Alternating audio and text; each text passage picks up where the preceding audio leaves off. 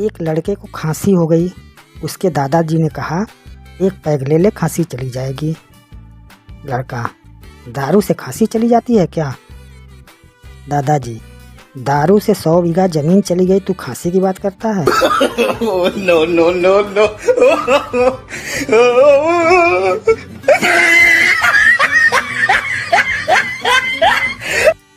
एक बार एक बाप अपने बेटे से मिलने शहर जाता है।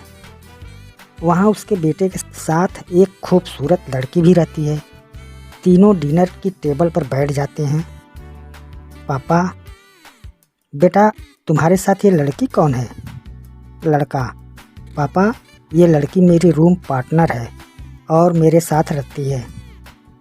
लड़का, मुझे पता है कि आप क्या सोच रहे होंगे, लेकिन हम दोनों के बीच कोई ऐसा रिलेशनशिप नहीं है। हम दोनों के कमरे अलग हैं और हम लोग अलग अलग ही सोते हैं। केवल हम लोग बहुत अच्छे दोस्त हैं। पापा, अच्छा बेटा। दूसरे दिन उसके पापा वापस चले जाते हैं। एक सप्ताह बाद लड़की बोली, सुनो, पिछले संडे तुम्हारे पापा ने जिस प्लेट में डिनर किया था वो प्लेट गायब है। मुझे तो शक है कि प्लेट तुम्हारे पापा ने ही चोरी की होगी। लड़का, शट अप, ये तुम क्या कह रही हो? लड़की, तुम एक बार अपने पापा से पूछ तो लो, पूछने में क्या हर्ज है? लड़का, ओके। लड़का अपने पापा को ईमेल लिखकर भेजता है, डियर पापा, मैं ये नहीं कह रहा हूँ कि आपने प्लेट चोरी की। मैं ये भी नहीं कह रहा हूँ कि आपने प्लेट चोरी नहीं की। अगर आप गलती से प्लेट ले गए हों तो प्लीज़ आप उसे वापस कर देना, क्योंकि वो उस लड़की की लकी प्लेट है। आपका बेटा। उसके पापा उसे 1 घंटे बाद जवाब भेजते हैं, डियर बेटा, मैं ये नहीं कह रहा हूँ कि तेरी रूम पार्टनर तेरे साथ सोती है। मैं ये भी नहीं कह रहा हूँ कि वो तेरे साथ नहीं सोती है। अगर इस पूरे हफ्ते में वो लड़की एक बार भी अपने कमरे में अपने बेड पर सो जाती तो उसके तकिए के नीचे ही प्लेट मिल जाती जो मैंने छुपाई थी। तेरा बाप।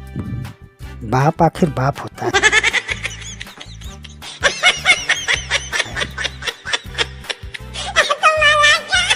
एक आदमी ने एक वकील के ऑफिस में फ़ोन किया और वकील का नाम लेकर कहा कि मैं अपने वकील से बात करना चाहता हूँ। रिसेप्शन वाले ने कहा, जी माफ़ कीजिए, पिछले हफ्ते ही उनका देहांत हो गया। अगले दिन फिर से उस आदमी ने उसी तरह पूछा, जी क्या मैं अपने वकील के साथ बात कर सकता हूँ?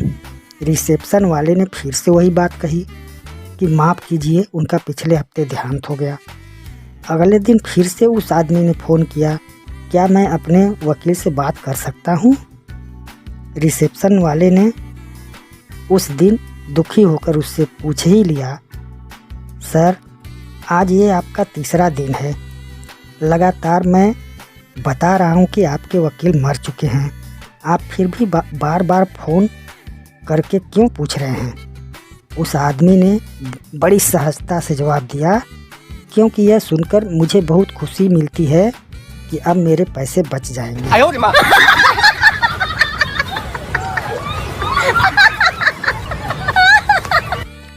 संता और बंता कई दिनों बाद मिले। संता कुछ उदास सा लग रहा था और आंखों में आंसू थे। बंता ने पूछा, अरे तुम तो ऐसे लग रहे हो जैसे तुम्हारा सब कुछ लुट गया हो, क्या बात है? संता ने कहा, क्या बताऊं, 3 हफ्ते पहले मेरे अंकल गुजर गए और मेरे लिए 50 लाख रुपए छोड़ गए। बंता, तो इसमें बुरी बात क्या है? संता ने कहा, और सुनो, 2 हफ्ते पहले मेरा एक चचेरा भाई मर गया जिसे मैंने जानता भी नहीं था, वो मेरे लिए 20 लाख रुपए छोड़ गया। बंता ने कहा, ये तो अच्छा हुआ। बंता ने कहा, पिछले हफ्ते मेरे दादाजी नहीं रहे और मेरे लिए पूरा 1 करोड़ छोड़ गए। बंता ने कहा, ये तो और भी अच्छी बात है, पर तुम इतना उदास क्यों हो? संता ने कहा, इस हफ्ते कोई भी नहीं मरा। Oh, no, no, no, no.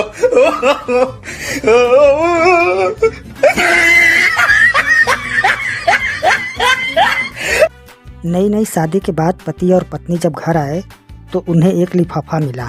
खोल कर देखा तो सिनेमा के 2 टिकट थे रखे हुए थे, लेकिन भेजने वाले का नाम नहीं लिखा था।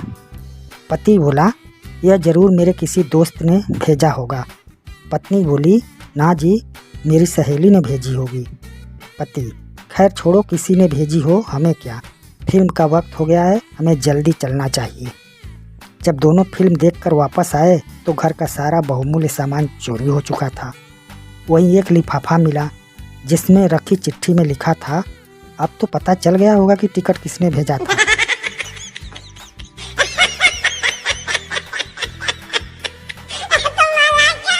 हर भारतीय पत्नी जिंदगी में कम से कम एक बार तो अपने पति को ये उलाहना जरूर देती है, भगवान का शुक्र करो कि मेरी जैसी सीधी साधी पल्ले पड़ी है। कोई तेज तर्रार मिलती ना तो अक्कल ठिकाने आ जाती। इसके बाद पति बेचारा पूरा दिन इसी डरावनी कल्पना में निकाल देता है कि अगर ये सीधी साधी है तो फिर तेज तर्रार कैसी होती होगी। Oh, no, no, no, no.